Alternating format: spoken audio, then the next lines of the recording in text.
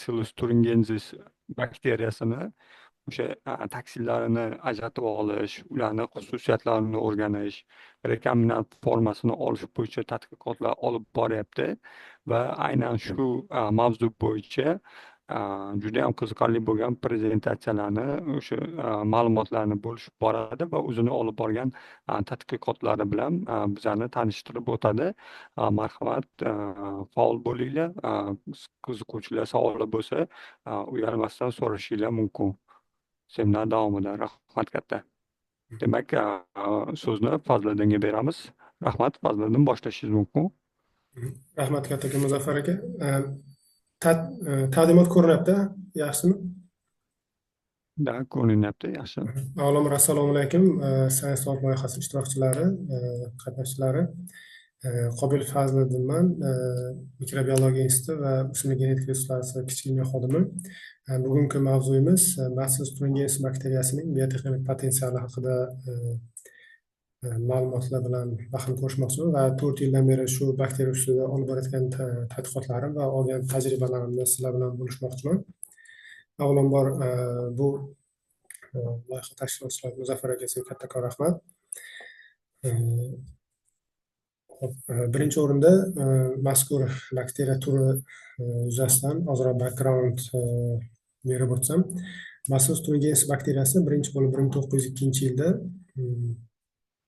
yaponiyalik olim Ishivatari tomonidan o'sha ipak qurtlari, nobud bo'lgan ipak qurtlarida e'tiborini tortgan va qiziqishlarni uyg'otgan va uni Bacillus sotto deb atagan, ya'ni qulash, ya'ni o'sha hasharotning falajlanishi deb nomlanadi. 1911 yilda nemis mikrobiologi Ernest Berliner Turingen shahridagi un tegirmonida falajlangan un kuyasini ajratib olgan va uni qayta kashf qilgan. Shuning uchun ham Thuringiensis nomi o'sha Germaniyaning Turingen shahri nomidan kelib chiqqan va Bacillus sotto keyinchalik Bacillus thuringiensis var sifatida qayta nomlangan. So'ngra 1976 yilda Robert Zaharyan mazkur shtammda plazmidalar borligi haqida ma'lumotlar berib o'tadi. Sababi bu yirik plazmidalar, ya'ni megaplazmidalarda Bacillus thuringiensis insektisid, ya'ni hasharotlarga ta'sir qiluvchi genlarni, endosporalarni shakllanishida muhim rol o'ynaydi deb ma'lumotlar keltirib o'tgan. Shu o'rinda mazkur shtammning taksonomiyasiga to'xtaladigan bo'lsak, bu bakteriya turi Bacillus cereus oilasi guruhiga mansub bo'lib, Bacillus cereus va kuydirgi qo'zg'atuvchisi Bacillus anthracis bilan chambarchas bog'liq fenotipik jihatdan va ular o'sha plazmidalar kristal oqsillar sintez qilishi bilan Bacillus thuringiensis mazkur ikkita shtammdan birmuncha farq qiladi. Xo'p, so'nggi 30 yil davomida bu Bacillus thuringiensis bakteriyasini ishlash juda keng ko'lamda foydalanib kelmoqda. Sababi qishloq xo'jaligi zararkunandalarga qarshi kristal oqsillari, insektisid oqsillari sintez qilishda yuqori faollikka ega hisoblanadi. Ya'ni bu oqsillar faqatgina spesifik ravishda zararkunanda hasharotlarga tanlab ta'sir qiladi. Xo'p, o'rtadagi rasmimizda Bacillus thuringiensisning bakteriyasining tuzilishi va kristal oqsillari sariq rangda bo'yalgan, ya'ni endospora holati. Ya'ni bu o'sha statsionar fazaga o'tgandan keyin spora va kristal oqsillari sintez qilishni boshlaydi. Ultraburchakda esa o'sha elektron mikroskop yordamida kristal oqsillarini ko'rinishini olishga muvaffaq bo'lishgan olimlar. Xo'p, bu oqsillarning faolligi qanaqa kechadi? Ya'ni bunda hasharotlar o'sha bakteriya sporalar yoki kristallarini oshqozonga tushgandan keyin ichak proteolizis vujudga kelib, oqsillar aktivlashib, hujayra membranalariga yopishib, hasharotlarning hujayra lizisiga olib keladi, ya'ni nobud bo'lishiga olib keladi. Xo'p, bu slaydimizda esa mazkur bakteriya shtammimizning o'sha oqsillari, ya'ni genlari klassifikatsiyalangan, ya'ni har bitta zararkunanda hasharotga tanlab ta'sir qiladigan oqsil turlari mavjud. Ya'ni bunda qattiq qanotli Lepidoptera, Coleoptera, qattiq qanotlilarga Diptera kabi zararli mahsulotlarga o'zini spesifik bo'lgan oqsil oilalari ta'sir qiladi. Bundan tashqari, Amerikada ko'plab olimlar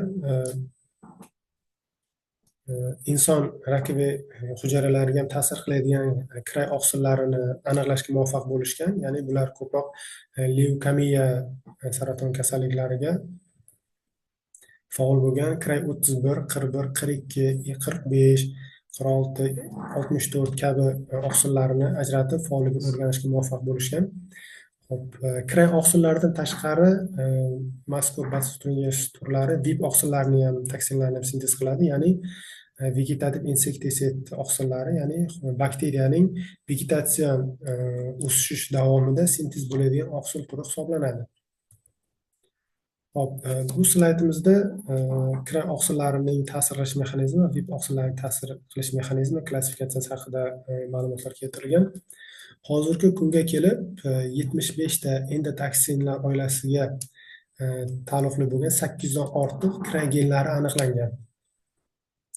Ya'ni bular hammasi batsustrungiensis bakteriya turlarida aniqlangan bo'lib, ularning ta'sir mexanizmi asosan bu oqsillarning 3 ta domen qismi faollikni namoyon etadi.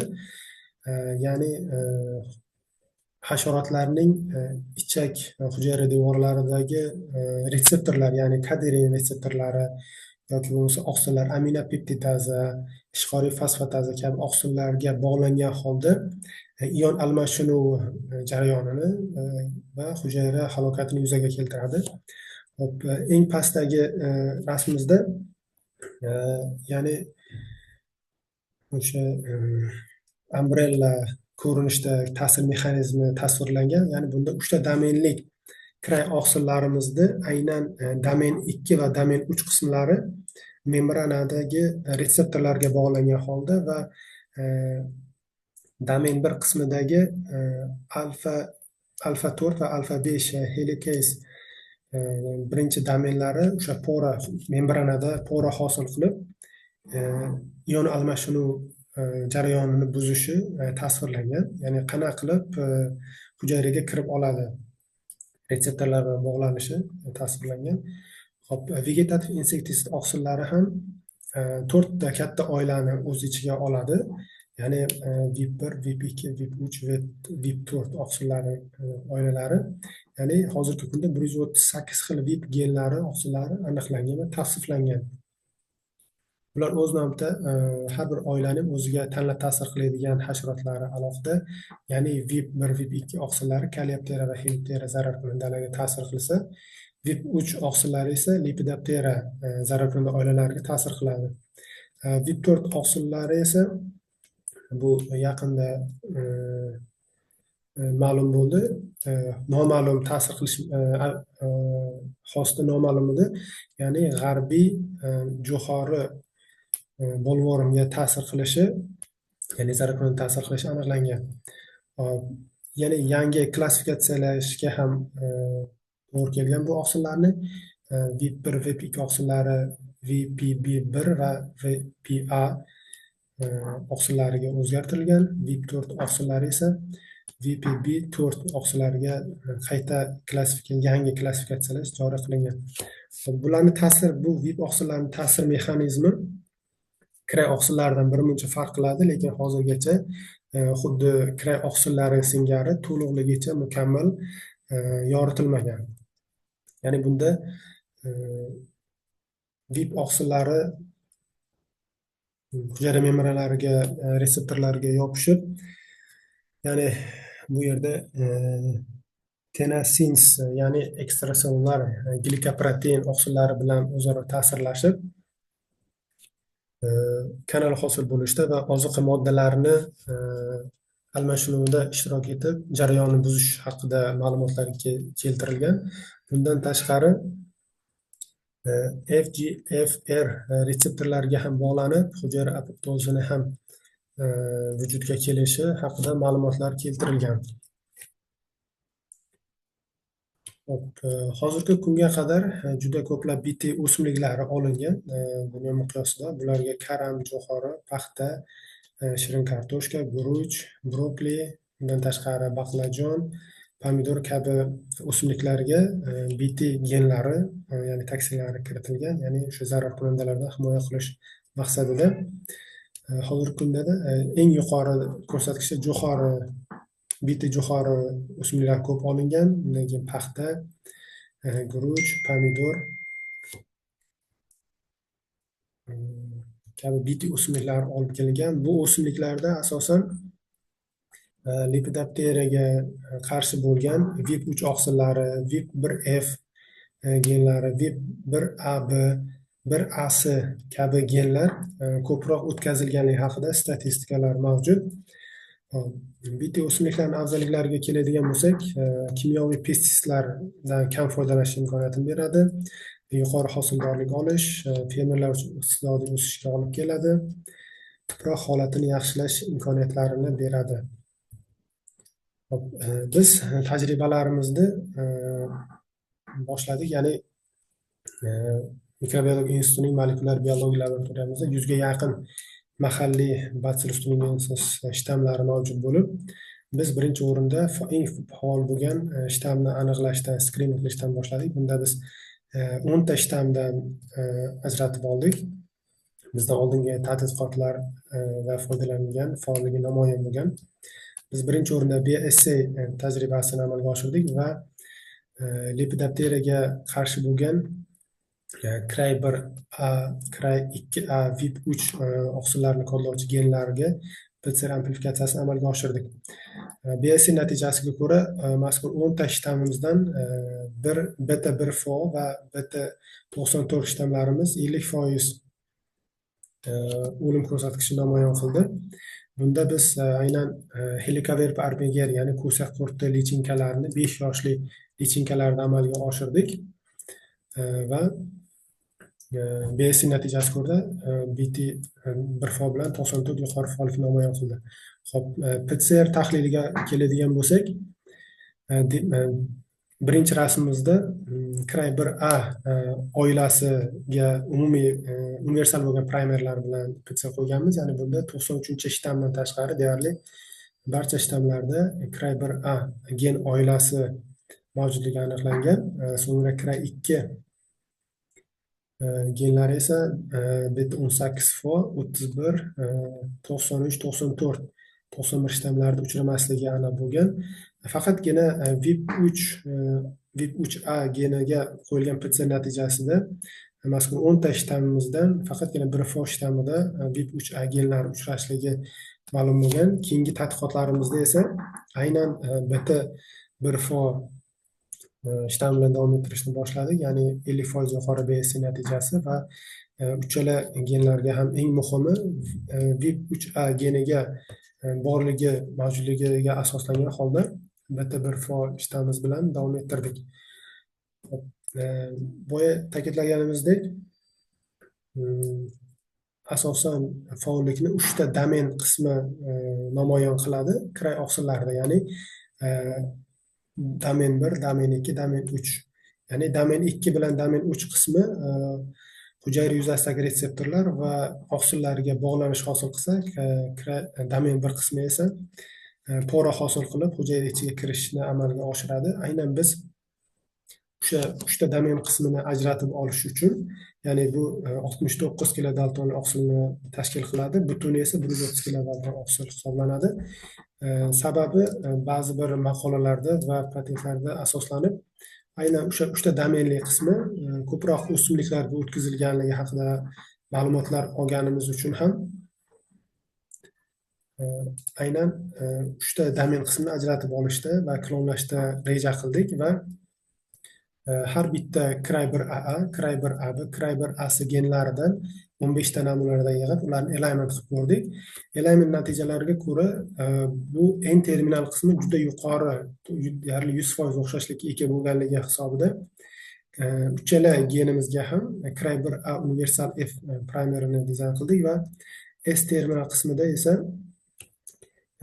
Cray1AC geni birmuncha farq qilishi, ya'ni CRY1A va AB genlaridan faqatgina CRY1AA va AB genlarini farqlash, ajratib olish uchun esa alohida primerlar dizayn qildik. Keyingi tadqiqotlarimizda esa morfologik xususiyatlarini o'rgandik. Ya'ni bunda mazkur shtamimizda 3-kunga kelib spora va kristallar hosil qilishi namoyon bo'ldi. Tadqiqotlarimiz davomida shtamlarimizni o'ziga xos fenotipik jihatlaridan 3 kundan 1 hafta 8 kungacha kristal va oqsillar sintez qilishi, hosil bo'lishi kuzatilgan, ya'ni mikroskopik tahlillar natijasida. Ya'ni bu mikroskopik holatida ikki xil, ya'ni romsimon shaklda bipiramidal yoki silliq sharsimon kristallar sintez bo'lishi kuzatildi mazkur bir shtamimizda. Bundan tashqari biz laboratoriyamizda mavjud 10 ga yaqin har xil CRY va VIP oilalari genlari primerlari bilan PCR amplifikatsiyasini, ya'ni birlamchi PCR amplifikatsiyasini amalga oshirdik. Bunda faqatgina 800 ta genni o'z ichiga olgan oilalarga PCR amplifikatsiya amalga oshirdik. Universal primerlar, ya'ni bunda CRY1, CRY2, CRY3, CRY4, CRY7, 8, VIP 1, 2, 3 oilalariga birlamchi skrining amalga oshirdik. Bunda esa CRY1, CRY2, VIP 3 genlari uchrashligi namoyon bo'ldi birlamchi PCR skrin natijasida. Va so'ngra ikkilamchi PCR skriningda esa har bitta mavjud CRY oilalarida o'z ichiga olgan spesifik genlarni aniqlash uchun ikkilamchi PCR'da amalga oshirdik. Ya'ni bunda CRY1 oilasidan AB genidan tashqari CRY1AA, CRY1AC genlari uchrashligi namoyon bo'ldi. CRY2 oilasidan esa CRY2A, 2AB, 2AD genlari mazkur shtamimizda mavjudligi aniqlandi. Shu natijalarga asoslanib biz o'ylagandikki, mazkur shtamimizda ko'proq insektisid genlari uchrashi mumkin deb taxmin qilib, shtamimizni genomni sekvensini amalga oshirdik. Genomni sekvens natijalariga ko'ra bizni shtamimizda ham plazmidalar, ya'ni uncha megaplazmida darajasida bo'lmagan 3 ta plazmidalar ham uchrashligi aniq bo'ldi. Lekin bu plazmidalarda insektisid genlari uchramasligi namoyon bo'ldi. Bu insektisid genlar hammasi xromosomada joylashganligi aniqlandi. Adabiyotlar bilan solishtirganimizda BTGR007 shtamida 3 ta megaplazmidalar, yirik megaplazmidalar aniqlangan bo'lib, mazkur insektisid genlari faqat o'sha megaplazmidalar uchrashligi ta'kidlangan. Xo'p, biz bunda shuna xulosa qildikki, bizni bu shtamiz birinchi bo'lib 2012-yilda ajratilgan.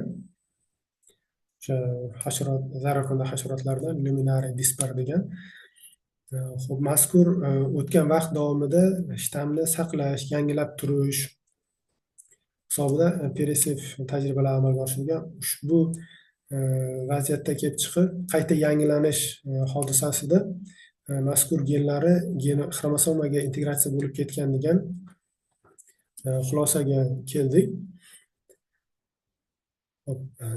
Keyingi tadqiqotlarimizda esa bitta Bacillus thuringiensis shtamini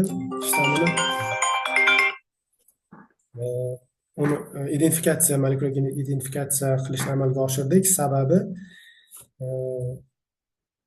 biz boshida ta'kidlaganimizdek, Bacillus cereus bakteriya turlari bilan 16 ribosomal geni natijasida 99% o'xshashligi keltirilgan. O'shaning uchun biz qo'shimcha marker genlar sifatida geraza bu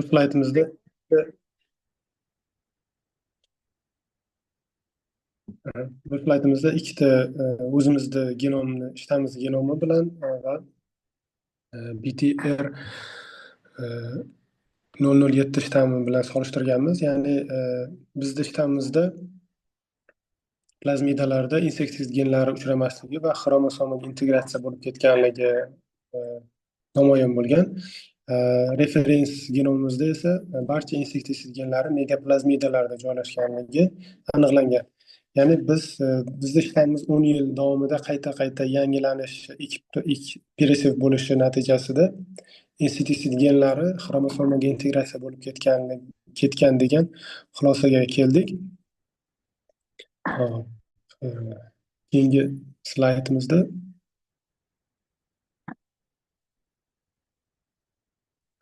bu slaydda mazkur shtammimizni molekulyar identifikatsiyasini amalga oshirganmiz. Ya'ni 3 ta gen 16 S ribosomal geni, giraza B va karboksilaza privativ karboksilaza A genlari bilan solishtirganmiz. Sababi 16 S ribosomal geni yuzasidan Bacillus thuringiensis va Bacillus cereus turlari 99% o'xshashlikka ega va shuning uchun biz qo'shimcha marker genlar sifatida ikkita genni olganmiz va geraza B geniga nisbatan privativ karboksilaza A geni yuqori aniqlikda turlarni, ya'ni Bacillus thuringiensis turlarini Bacillusning boshqa turlariga nisbatan ajratilishi kuzatilgan. Ya'ni 100% o'xshashlik bilan bu tajribamizdan kelib chiqib ham identifikatsiyalashda aynan Bacillus thurin yoki Bacillusning boshqa turlari bilan o'zaro solishtirganda yoki Bacillus thuringiensis bilan ishlaganda qo'shimcha marker sifatida privativ karboksilaza A geni ham ishonchli marker gen ekanligida xulosa qilib oldik. Xo'p, keyingi tajribalarimizda genomli sekvens tahlillari va PCR natijalariga asoslangan natijalarga ko'ra bizda 6 ta har xil bo'lgan insektisid genlari aniqlangan mazkur shtammizda, ya'ni Cray1A, AS, Cray1IA, Cray2A, Cray2AB va VIP genlari topishga muvaffaq bo'ldik. Aynan genomli sekvens natijasidan kelib chiqib, Rust bioinformatik annotatsiya dasturida Cray1IA geni ham uchrashligi aniq bo'lgan va shuni hisobda Cray1AA va Cray1AC genlarimizning 3 ta domenli variatsiyalarini hisoblab olganda 8 xil insektisid genlarini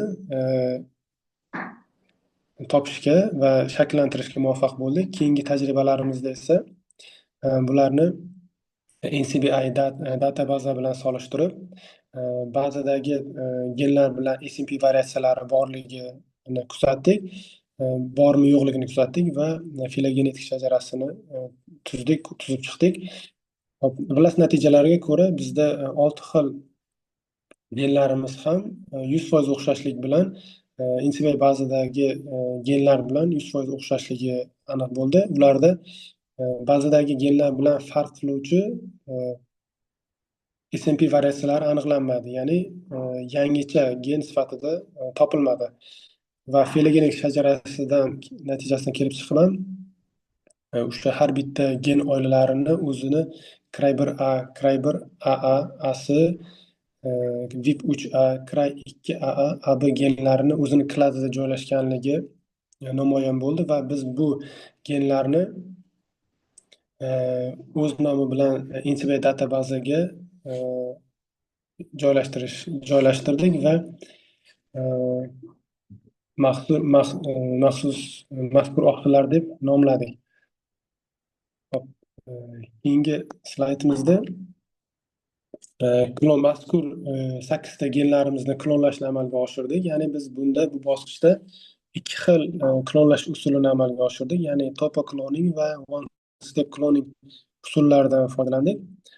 Topo cloning usuli yordamida Cray1AAning 3 ta domenli qismini klonlashga muvaffaq bo'ldik va klonlanganimizdan so'ng PC va 234 vektor plazmidasiga ham qayta klonladik, ya'ni ekspression vektoriga.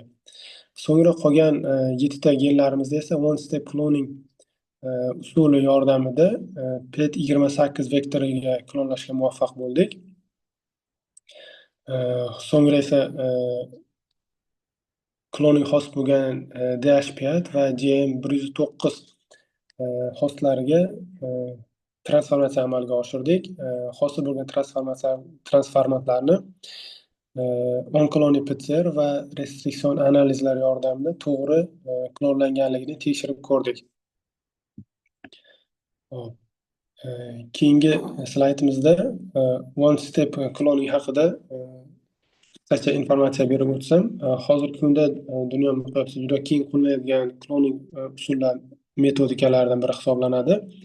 Ya'ni bu usul asosi gamologik rekombinatsiya qismiga asoslangan, ya'ni umuman olganda 40 ta bitta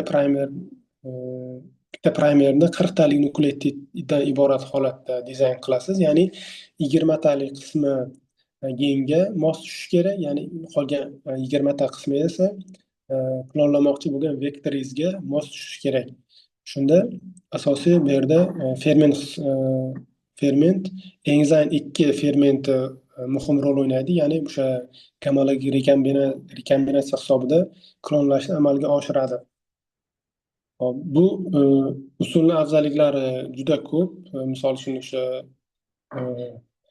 bu usulni Xitoyda stajirovka bo'lganda paytligimda juda ko'plab qo'llab ko'rganmiz. Ya'ni 15 ta har xil genlarni klonlagan bo'lsak, deyarli umuman xatolikka uchramagan. Albatta bu bosqichdan keyin sekvens amalga oshirganmiz. Sekvensda ham deyarli umuman xato ko'rinmagan. Ya'ni samaradorligi o'ta yuqori va juda tez klonlash usullaridan biri hisoblanadi hozirgi kunda. Keyingi slaydimizda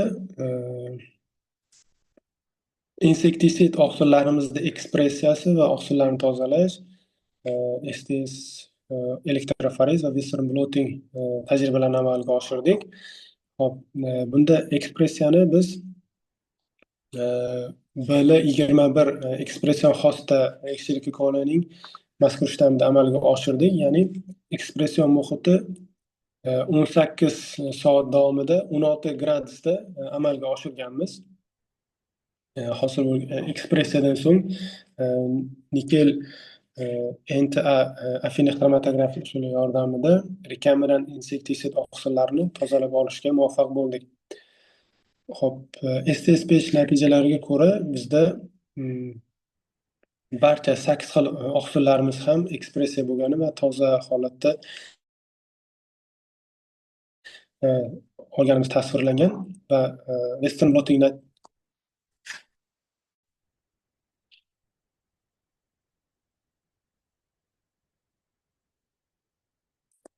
blotting natijasiga ko'ra esa barcha 8 xil oqsillarimiz ham ekspressiya bo'lganligi tasdiqlandi. Keyingi slaydimizda biz ajratib olgan, tozalab olgan rekombinant insektisid oqsillarimizni BSC tajribasini amalga oshirganmiz, ya'ni qurtlarga faolligini baholash amalga oshirdik.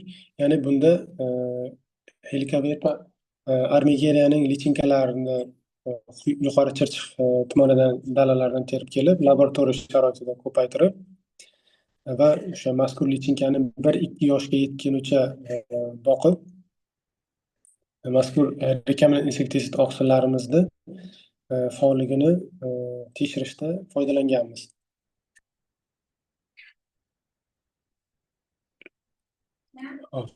Keyingi slaydimizda bunda mazkur tozalab olingan insektisid oqsillarimiz 4 kun davomida qurtlarga qarshi kuzatilgan, ya'ni 112 nanogramm na santimetr kvadrat miqdorda berib ko'rganimizda 4-kunga kelib Cry 1A va Cry 1AC rekombinant oqsillarining to'liq holatdagi variatsiyalari 100% faollikni namoyon qilgan. Aynan shu oqsillarning faqatgina 3 ta domenli qismida esa 60 va 80% o'lim ko'rsatkichini namoyon qilgan. Cry 1IA va Cry VIP3AA rekombinant oqsillarimiz esa 90% ko'rsatkich bilan o'lim ko'rsatkichini namoyon qilgan bo'lsa, Cry 2AA va Cry 2AB rekombinant oqsillarimiz esa 80 va 70% o'lim ko'rsatkichini namoyon qilishni ko'rsatdi. Keyingi slaydimizda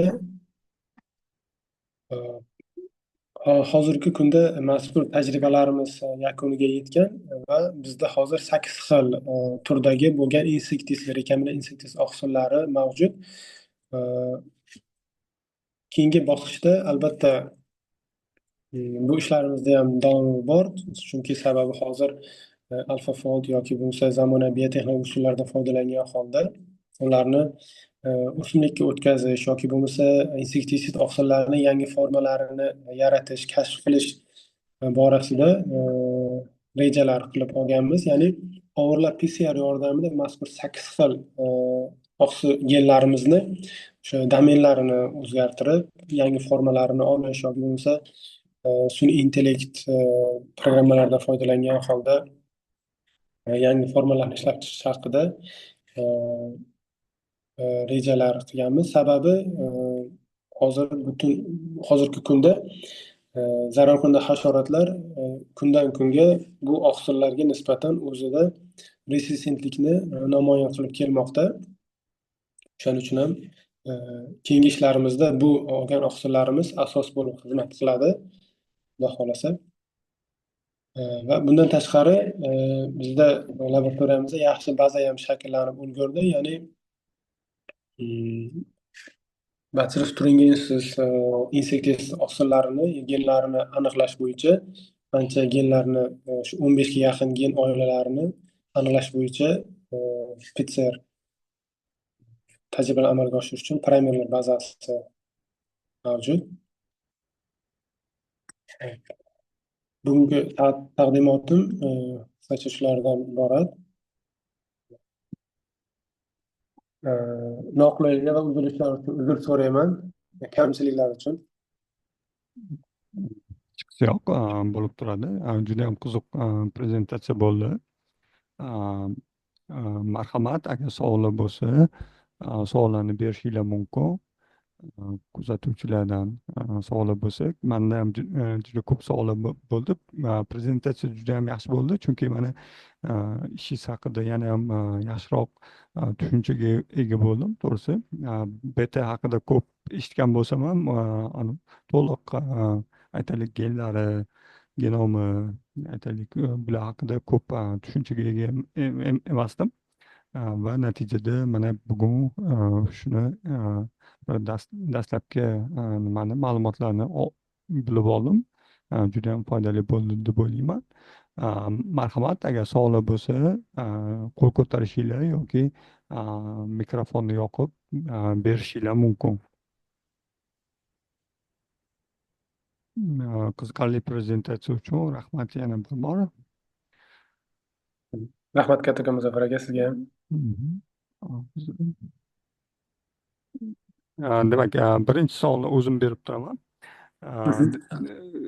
Demak, hozir shunaqangi gipoteza oldinga suryapsiz, что plazmidalardagi aytaylik o'sha kray genlari yoki o'sha aytaylik nimaga insektisid faollikka ega bo'lgan genlar genomga integratsiya bo'lgan, rekombinatsiya bo'lgan.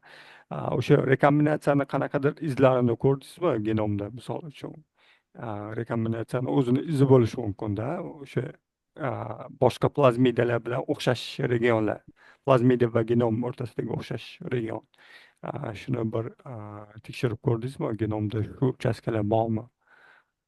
Ya'ni o'sha integratsiya bo'lishi haqiqatan mumkin, chunki ko'p marta agar nima qilsangiz integratsiyalangan holatda seleksiya qilib olishingiz mumkin-da, lekin qanaqadir izi qolib ketgan bo'lishi mumkin-da genomda shu rekombinatsiyani. Shuni bir tekshirib ko'rdingizmi? Shu bo'yicha savol.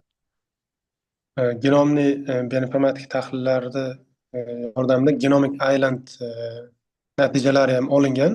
Hozirda lekin aniq ayta olmayman. Men bu uchastkalar, men bu regionlar hisobidan deb, chunki bu tadqiqotlar davom etyapti. Bioinformatika tadqiqotlarimiz hali oxirigacha yetgani yo'q. Biz faqat birinchi o'rinda o'sha plazmidalarni ajratib olib, unda bormi yo'qmi birlamchi natija olish uchun unda bormi yo'qmi degan e, ma'lumotni oldik. Unda uchramasligi aniq bo'ldi, lekin haqiqatdan ham siz aytganingiz bo'yicha qaysidir regionlarni, o'xshash regionlar, uchastkalarni halicha qo'lga kirita olganimiz yo'q.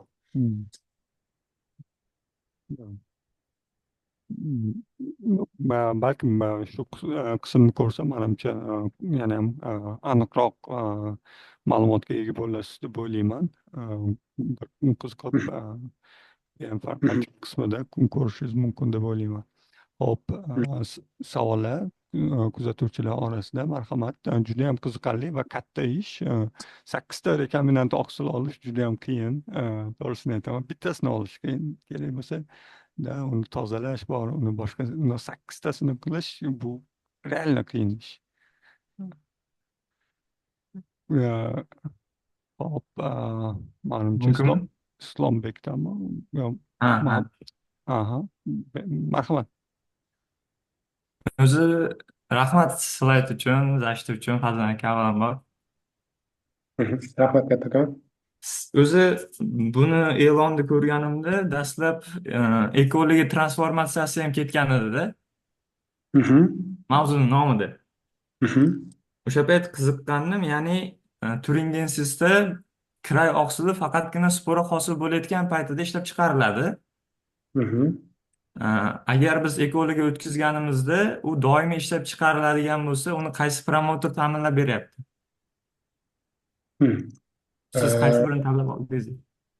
Biz asosan ikkita vektor konstruksiyadan foydalanganmiz. Bittasi Teva 234 plazmidasi vektori, ikkinchisi PET28.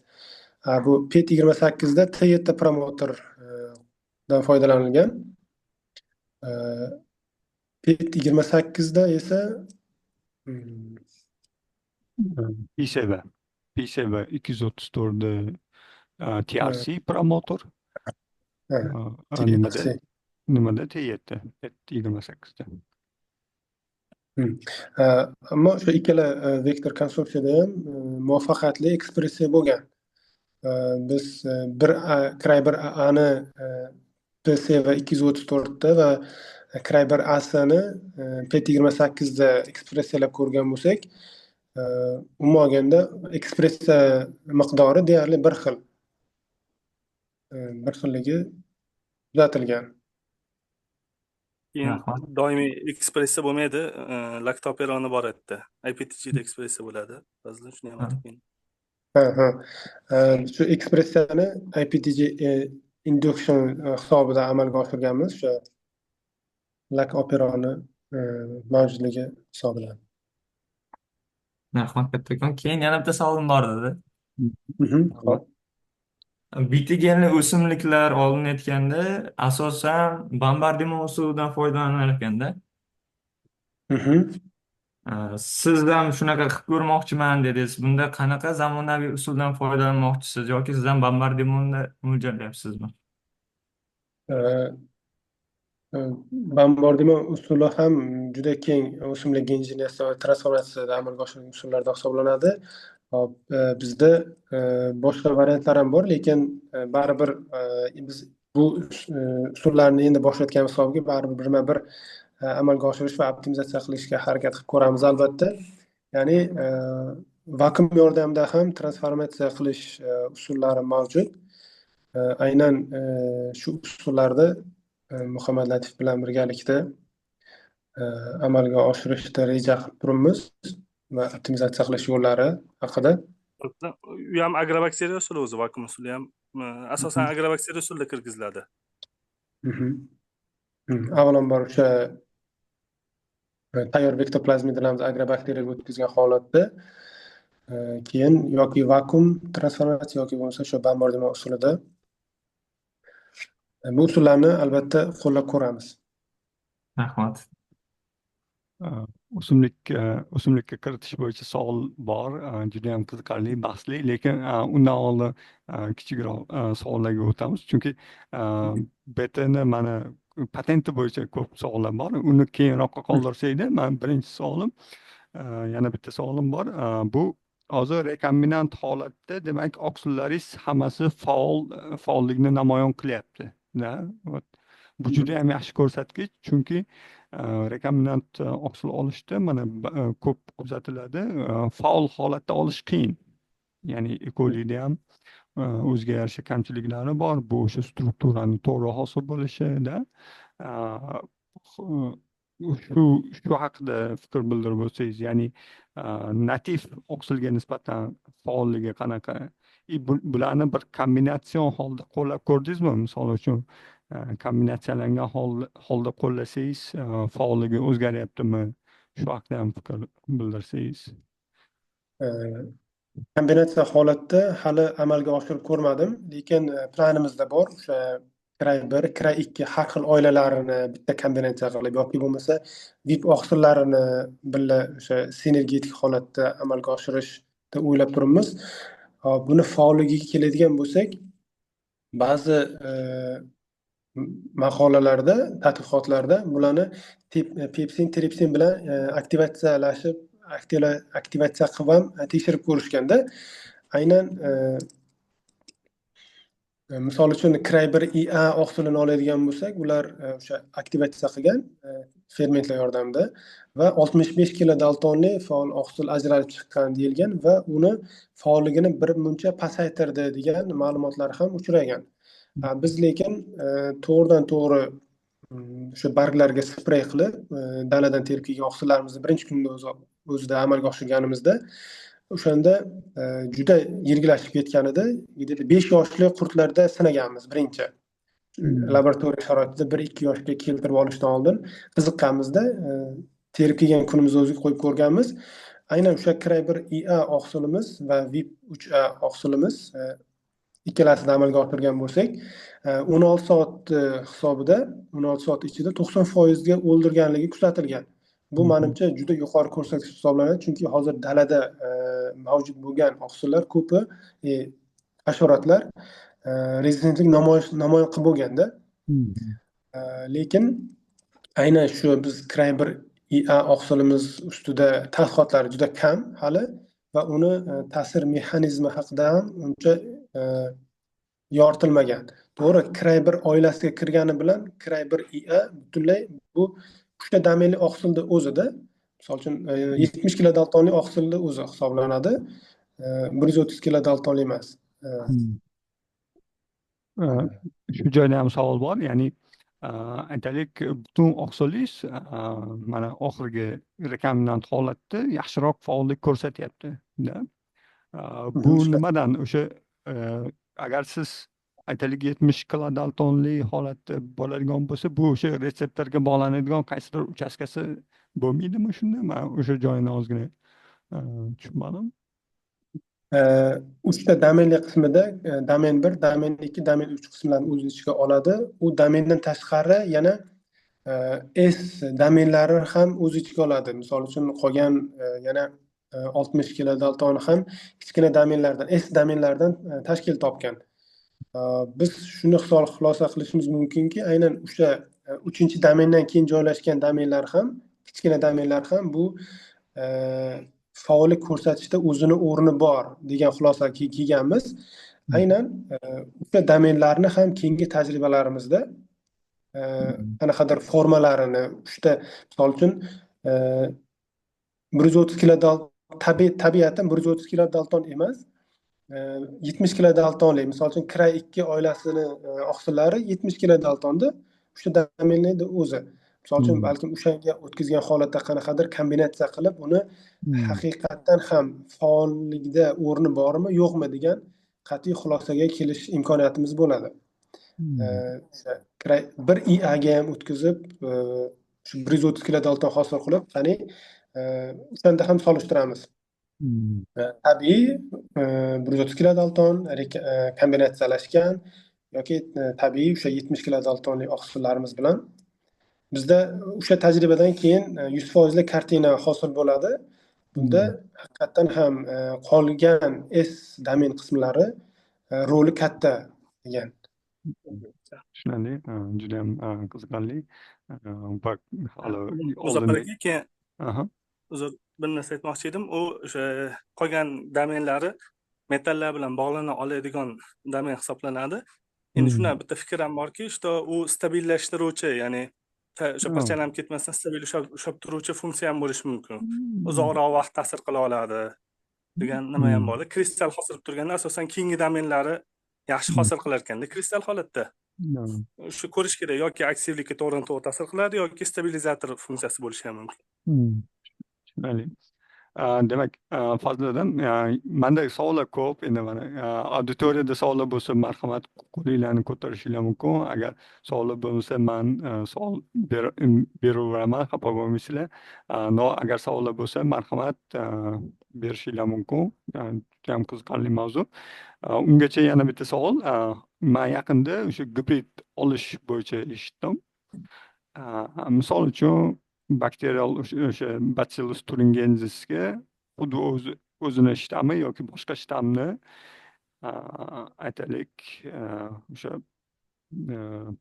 proplazmami o'sha maxsus ishlov berib turib ikkita hujayrani birlashtirib ma'lum bir genlarni bir-biriga rekombinatsiya qildirsa bo'ladi va kuchaytirilgan xususiyatga ega bo'lgan aytaylik BT olish mumkin degan ba'zi bir tadqiqotlarni ko'rdim. Shunaqa planlar bormi? Masalan, aytaylik boshqa batsillusdan toksin ishlab chiqaruvchimi yoki aytaylik boshqa xususiyatli batsilluslarni ham bir gibrid qilib ko'rmoqchimisiz? Shunaqa plan haqida so'ramoqchiman. Bu bir. Ikkinchisi, o'simlikka kiritishdan oldin BTni o'zini aytaylik biokontrol sifatida, o'g'it sifatida ishlatish. Shu masalani ham ko'rib chiqdingizmi? Shu haqida planlar bormi? Shuni so'ramoqchiman. Savolingiz uchun kattakon rahmat, Muzaffer aka. Boshqa bakteriya yoki bakteriya turlarini toksinlari bilan kombinatsiyalashgan holatda yangi turlarni olishni haqida so'radingiz. Xuddi shunaqangi kiray ko'rinishdagi oqsillar boshqa bakteriyalarda ham sintez bo'lishi haqida ma'lumotlar keltirilgan. Misol uchun Clostridium degan bakteriyalardan xuddi kirayga o'xshagan oqsillar sintez qilishi haqida o'qiganman.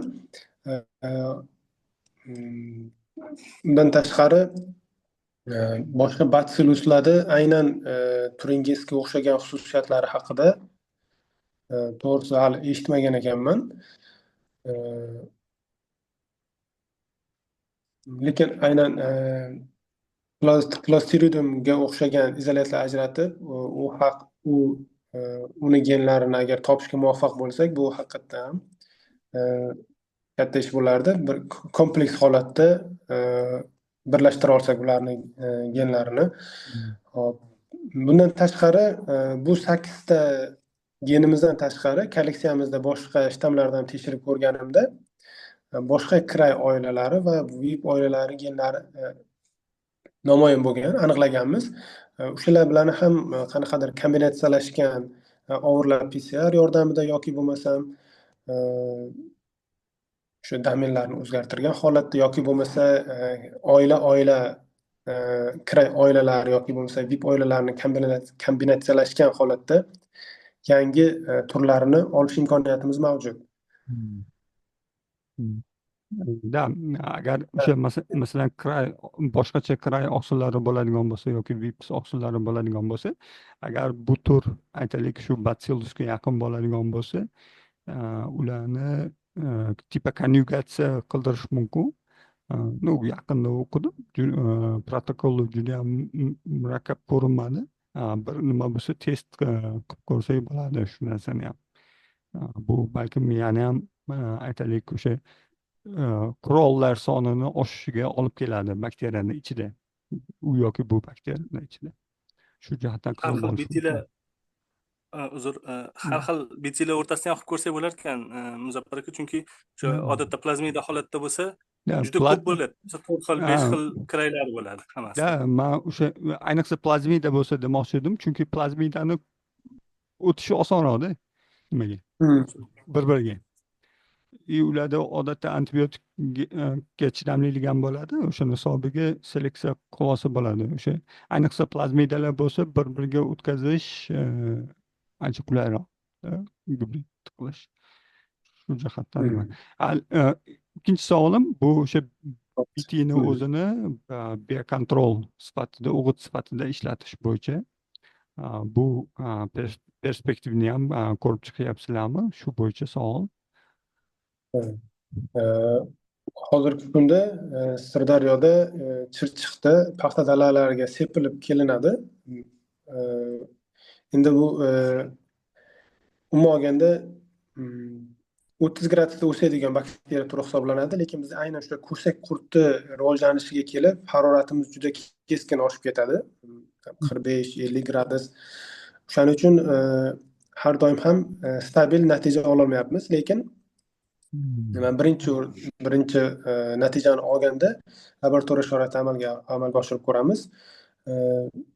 Qisqa vaqt, misol uchun 5-6 kunda 100%lik o'lim ko'rsatkichini namoyon qiladida shtammlarimiz. Dalaga sepganda ham ijobiy natijalar bor. Misol uchun o'sha Chirchiq tumanida sepilganda bundan tashqari yana o'sha temperatura to'g'ri qo'llanishga ham asosan juda e'tiborga talab, chunki yoki ertalabda yoki kechki paytga qat'iy sepilishi tartibga olinishi kerak. Yuqori temperatura ko'tarilishi hisobiga bu taraflarini ancha optimizatsiya qilishimiz kerak. Tabiiy agar biospray sifatida foydalanmoqchi bo'lsak. Muzaffar aka, keyin bitta g'oya ham bor. Agar u mana shu mikrobiologik o'g'itdan foydalanadigan bo'lsak, BT o'simliklardan ko'ra foydali bo'lishi mumkin. Chunki BT o'simlikda bitta yoki ikkita hosil bo'ladi-da, nima shunga adaptirovать qilish mumkin. Nimada eng kamida 4 ta 5 ta bo'ladi bakteriyada, u ham o'zini ustida mutatsiya qilib moslashib borishi mumkin-da, как evolyutsion bir-biriga tabiiyroq hosil bo'lishi mumkin. O'shanga agar yo'lga qo'yilsa, meni fikrimcha mikrobiologik o'g'it qiziqroq bo'lardi. Tabiiyroq, ekologik sifat. Shuning uchun ham men ham shu variantni o'yladim, chunki gen o'simlikka ham endi bir nechta gen kiritish mumkindir, lekin qiyin bo'ladi, oson emas o'simlikka kiritish ham. Uni aytaylik seleksiyasi boshqasi ancha uzoq davom etadi va shu jihatdan aytaylik bitta o'sha 8 xil aytaylik toksinlari borligini hisobiga BTni o'zi aytaylik faol bo'lishi mumkin degan fikrga kelib shu savolni berdim. Eng oxirgi savolim bu o'sha patent bilan bog'liq. Bilasizlar, mana Muhammad Latif ham juda yaxshi biladi. Shu beta geni patentlari, ya'ni o'simlikka kiritish bo'yicha patentlar doim dolzarb. Bu masalani qanaqa hal qilmoqchisizlar yoki уже patent srogi o'tdimi? Shu savol bor oxirgi manda. Shu masala hisobidan ham ancha ishlarimiz sal sekinlashib qoldi, chunki bizda prezentatsiyamda aytganimdek, bular hammasi 100% o'xshash chiqib kelyapti ba'zilar bilan. Tabiiyki bular hammasi o'simlikka o'tkazilgan, aytganingizdek patentlashtirilgan. Bizda yagona yo'limiz buni har xil amino kislotalarni o'zgartirib ko'rish yoki bo'lmasa har xil kombinatsiyalashgan oqsillardan yig'ilgan holatda yangi turini joriy qilishimizga talab qiladi. To'g'ri, hozircha laboratoriya sharoitida qanaqadir tajribalarni qilib olsak iloji bordir, lekin ertaga ko'ringandan keyin qanday muammolar kelib chiqishi mumkin patent yuzasidan.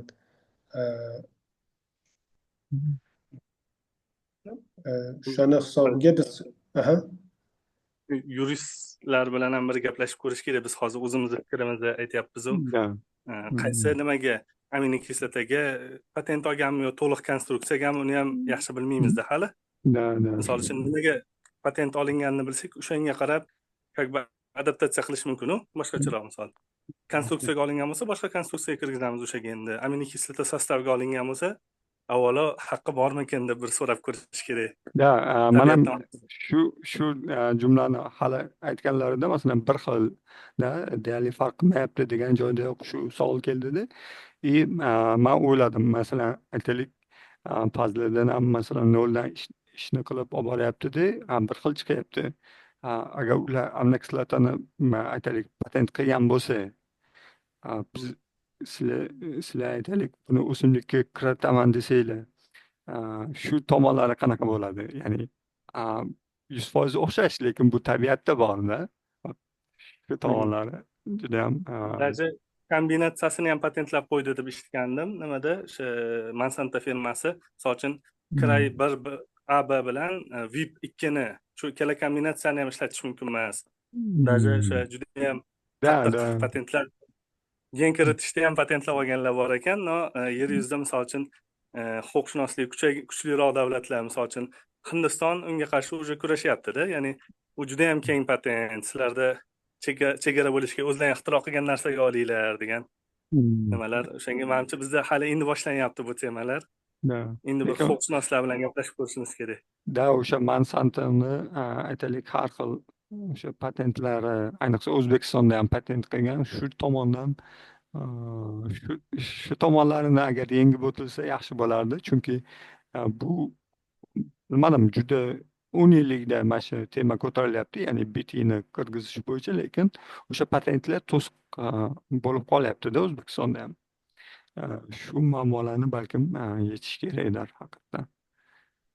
Lekin agar bakteriyani o'zini ishlatsa, to'liq aylanib o'tgan bo'lardi-da, chunki bakteriya tabiatdan ajratib olingan. Aynan shu sostavdagi kiraylar bo'lmaydi hech qachon. Ma'lum bir unikalnosti borda, doim bitta nukleotidga o'tsa bakteriyada.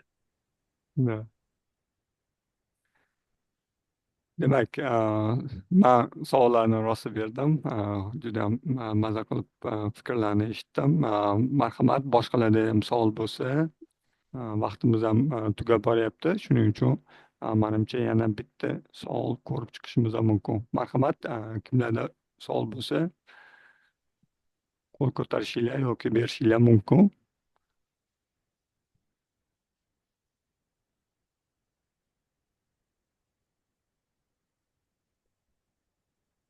Men savol bersam.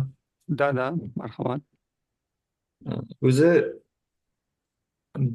Cray umuman BT o'simlik hasharotga ta'sir etishi 2-8 kunni tashkil etadi-da. Siz adashmasam 4 kun dedingiz. Ya'ni 4 kun ichida nobud bo'lgan. Uni yanada tezlashtirish uchun qanaqa usullar qo'llashimiz mumkin? Yanada biz 4 kunga bu natijaga erishgan hisobiga bu toza holatda olingan bu oqsillar hammasi. Bundan ham agar yuqori natijaga erishmoqchi bo'lsak, boya aytganimdek 16 soatda 90% ga o'lim ko'rsatkichi namoyon qildi dedik. Unda o'shanda hisoblaganmiz 5 mikrogramm hisobida oqsil sprey qilib berganmiz o'sha barglarda. O'shanda konsentratsiya yuqori hisobidan bu jarayon tezlashgan. 1 sutkaga ham yetib bormagan. Aynan bu Cray 1IA oqsilimizda kuzatilgan. Ya'ni dozani ko'paytirish va toza holatda olingan oqsillarni. Ba'zida masalan oqsilni aytaylik lizat holatida bersa bo'lmaydimi? Misol uchun bilasiz, tozalash qimmat bo'lib ketadi. Misol uchun ekspressiya qildikda, ekspressiya qilgandan keyin hujayrani parchaladik misol uchun. Va supernatantini misol uchun sepyapmiz. Xuddi shunaqa variantlarni ham tekshirib ko'rsak bo'lmaydimi? Chunki oqsil tozalash ancha qimmatga tushadi-da baribir. To'g'ri, albatta. Endi biz ko'proq fundamental ish qilganimiz uchun o'zi umuman olganda bularni faolligini tekshirishda LC50 qiymatida hisoblashar ekanda, haqiqiy o'lim ko'rsatkichi 50% o'lim. Lekin bizda o'sha mani obyektim ko'p bo'lganligi uchun 8 xil keyin menda cheklov bo'lgani uchun har bitta oqsil variantimga 20 tadan ko'rishga majbur bo'lganman. Faqat bitta konsentratsiyada. O'shani hisobiga Lizatdan foydalanadigan bo'lsak, boshida foydalanadiku o'shani ayting Fazliddin. Sizlarmi konstruksiyasiz? ha, unda ham supernatantini qo'llab ko'rganmiz. Короче, Ekolini o'zida ham toksichniy oqsillar bor baribir. Biz endi klonladik deb o'ylaganmiz boshda, lekin hali beri klonlash tasdiqlamagandik. Lizatni ishlatganimizda ham hammasi o'lib ketgan kontrolga nisbatan. Bu yerda xato положительный bo'lishi mumkin. И bizda o'sha Fazliddin aytgandek, o'sha LD nimasini aniqlamoqchi bo'lganimizda точный milligram kerak edi oqsilda. Necha milligram o'ldiradi, o'shaning uchun tozalab olganmiz. Bu yerda aynan oqsil preparatni dalaga sepish haqida o'ylamaganmiz-da. Hozir ham manimcha qimmatga tushadi bu. Birorta baribir bitta organizm kirgizish kerak. Yo nimaga kirgizib ko'rsa ham bo'ladi. Ba'zi fikrlarimiz bor, misol subtilusga kirgizsak bo'ladi. Konstruksiyalar borda subtilusga. Soch fitogormonlar yaxshi sintez qiladigan, fitopatogenlarga qarshi yaxshi subtilus bo'lsa preparat, ichiga kraytoksinni ham kirgizsa, bir paytda o'zida bu funksiyani ham bajarib ketaverardi. Shunga hali aynan rekombinant holda sepish planimizda bo'lmagandi. O'zi boshdan hozir ham menimcha qimmat. Da, rekombinant qimmatga tushishi mumkin. Katta ehtimol. Chiste sonini chiqarish uchun qildik deb aytdi hozir aniq aktivnisini aniqlash. Tushunarli. Demak, Fazliddin, bugungi seminar uchun tashakkur. Menimcha kirganlarga ham juda ham qiziqarli bo'ldi. Savollarni asosan o'zim berdim. Kuzatuvchilar menimcha xafa bo'lishmaydi, lekin o'ylaymanki bu o'sha ko'pchilikni ham savoli xuddi shunga yaqin edi. Va bugungi seminarimiz juda ham qiziq bo'ldi. Sababi birinchidan juda ham katta ish olib borilgan va qishloq xo'jaligi ahamiyati bor, mikrobiologik ahamiyati bor, biotexnologik ahamiyati bor. Shu jihatdan o'sha ko'p fanlarni aytaylik orasida bo'lganligi uchun ham juda ham qiziq bo'ldi va ish ham juda ham yaxshi olib borilibdi. Katta ish. Bu bilan tabriklaymiz birinchi navbatda va sizga o'sha yaqinda mana PhD himoyangizni boshlab olishingizni va o'sha PhD himoyangizni amalga oshirishingizni tilab qolamiz. Ishlaringizga rivoj. Mana hamkorliklarni yo'lga qo'yapmiz sekin-sekin. Hozircha mana kichkina maktablarda, o'ylaymanki kelajakda yana ham kattaroq maktablarda balkim bir startaplar qilarsiz va qo'ldan kelgancha yordamimiz tegsa xursandmiz. Rahmat bugungi seminar uchun. Hammaga rahmat kattakon. Muzaffar aka, sizga ham bu ajoyib loyihani boshlaganingiz uchun, tashkil qilganingiz uchun. O'ylaymanki, bundan keyin ham seminarlar juda ko'p bo'ladi oramizda. Bu o'zbek olimlarini, yoshlarni birlashtirishga, ilmlarini bo'lishishga va bir-birimiz bilan yaqindan tanishishga, har xil diskussionlar qilishga olib keladi. Umuman olganda rivojlanishga katta sababchi bo'ladi deb xohlasa. Ishtirokchilarga ham, bugungi qatnashchilarga ham kattakon rahmat. Yaxshi tilaklar uchun, savollar uchun, hammasi uchun. Sizlarda ham ishlaringizda ulkan muvaffaqiyatlar tilab qolaman. Muhammad Latifga ham o'z minnatdorchiligimni bildiraman. Har doim o'sha birga yelkama-yelka bu ishlarni amalga oshirganmiz u bilan. Hammaga rahmat. Rahmat katta. Demak, seminarni tugatyapmiz. Keyinchalik video zapisni, yozuvni kanalga joylashtiraman. Rahmat katta hammaga. Xayr. Bo'linglar.